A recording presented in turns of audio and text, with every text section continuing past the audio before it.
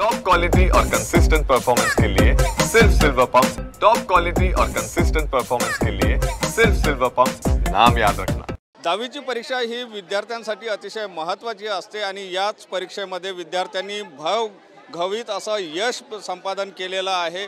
आणि आपण सोमलवार विद्यालयामध्ये आहोत। या ठिकाणी अक्षरा गायधने आहे, जी या शाळेतून तिने 98% वर मार्क घेतलेले आहे।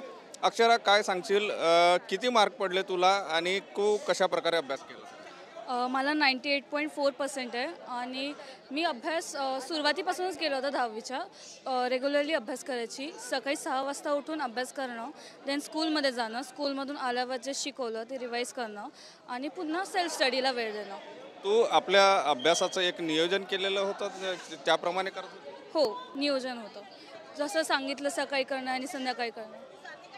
कोणाकोणाचं तुम्हाला मार्गदर्शन मिळालं?